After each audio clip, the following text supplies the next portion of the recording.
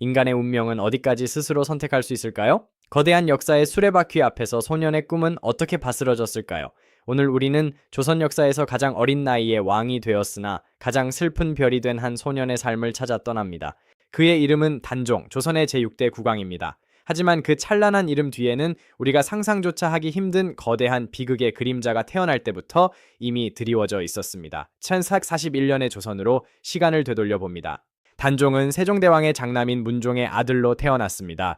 왕실의 적통이자 모두의 기대를 한 몸에 받은 고귀한 탄생이었죠. 하지만 그 축복은 단 하루를 넘기지 못했습니다. 바로 그의 어머니 때문이었습니다.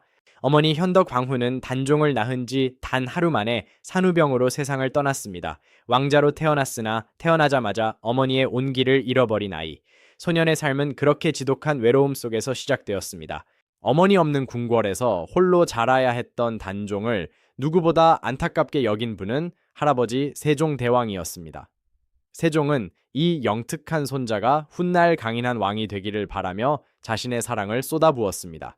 세종은 손자를 위해 조선 최고의 스승들을 불러 모았습니다. 미래의 성군을 위한 최고의 교육이 이루어졌죠. 어린 단종은 할아버지의 기대를 저버리지 않고 영특하게 성장해 나갔습니다. 하지만 평화는 길지 않았습니다. 찰 50년 든든한 버팀목이었던 세종대왕이 세상을 떠났습니다. 그리고 뒤를 이은 아버지 문종마저 건강이 악화되면서 조선 왕실에는 급격한 불안감과 함께 어두운 전운이 감돌기 시작했습니다. 자신의 마지막을 예감한 문종은 어린 아들을 지켜줄 이들을 부릅니다. 김종서, 황보인, 이름만으로도 쟁쟁한 대신들에게 자신의 아들 단종을 부탁한다는 눈물의 유언을 남깁니다. 그것은 왕의 명령이자 아버지의 마지막 부탁이었습니다. 7452년 마침내 단종은 12세의 나이로 조선의 제6대 국왕에 오릅니다.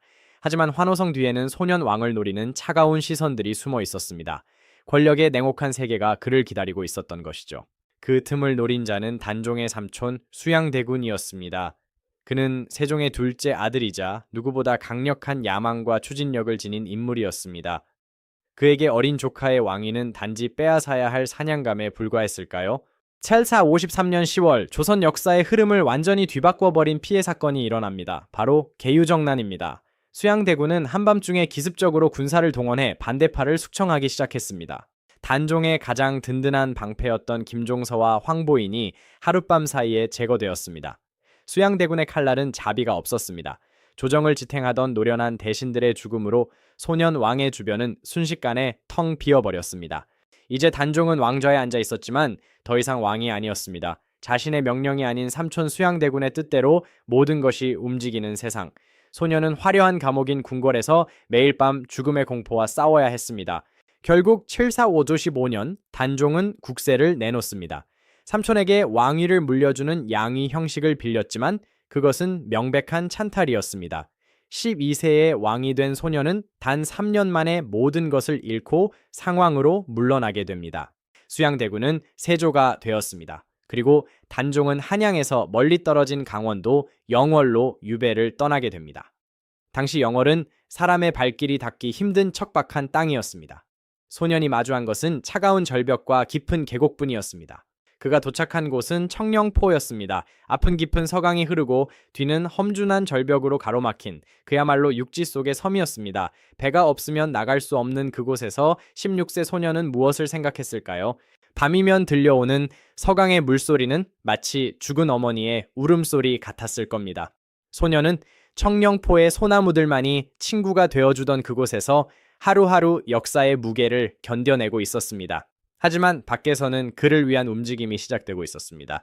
성삼문, 박팽년 등 지편전 출신 학자들은 목숨을 건 단종 복위거사를 준비합니다. 이들은 죽음을 불사한 충절의 상징, 사육신으로 역사에 기록됩니다. 하지만 운명은 이들의 편이 아니었습니다. 비밀리에 진행되던 거사는 사전에 발각되고 맙니다. 참여한 모든 이들은 잔혹한 고문 끝에 처형되었습니다. 그들이 피로 쓴 충성심은 세조에게 더 큰 두려움을 안겨주었고 그 화살은 고스란히 영월의 소년에게 향했습니다. 세조는 깨달았습니다. 단종이 살아있는 한 이런 거사는 계속될 것임을. 그는 권력을 위해 결국 해서는 안 될 선택을 합니다. 자신의 조카이자 어린 왕이었던 소년에게 사약을 내리기로 한 것입니다. 7457년 10월의 일이었습니다. 단종의 나이 겨우 17세였습니다. 꽃다운 나이에 세상을 다 보지도 못한 채 소녀는 자신의 운명을 받아들여야 했습니다. 기록은 엇갈리지만 분명한 것은 조선의 왕이었던 아이가 외롭게 세상을 떠났다는 사실입니다. 세조의 감시 속에서도 소년의 시신을 거둔 이가 있었습니다. 영월의 호장 엄흥도였습니다. 그는 가문이 멸할 위험을 무릅쓰고 단종의 시신을 남몰래 영월의 사냐에 묻어주었습니다. 그의 용기 덕분에 단종은 영원히 잊혀지지 않을 수 있었습니다. 진실은 가려질 수 있어도 사라지지는 않습니다. 수백 년이 흐른 뒤 숙종시대에 이르러 단종은 다시 왕의 이름을 되찾았습니다. 역사는 결국 찬탈자가 아닌 비극의 소년왕을 정당한 자리에 앉혔습니다. 그곳이 바로 강원도 영월의 장릉입니다. 오늘날 장릉은 조선 왕릉 중 유일하게 한양밖에 있지만 그 어느 곳보다 많은 이들의 사랑과 눈물을 받는 공간이 되었습니다. 바이 임학의 workbo, 셀, 속 장릉의 고요함은 600년 전 소년의 아픔을 달래주는 듯한 평화를 건넵니다. 영월 사람들에게 단종은 단순한 왕이 아닙니다. 마을을 지켜주는 신이자 가슴 아픈 자식과 같은 존재죠. 수백 년 동안 이어져 온 제례는 단종이 결코 잊혀지지 않는 현재 진행형의 역사임을 증명합니다. 단종의 삶은 우리에게 묻습니다. 권력은 한순간의 승리를 가져다 줄지 모르지만 역사는 결국 누구의 고통과 진실을 기억하는가?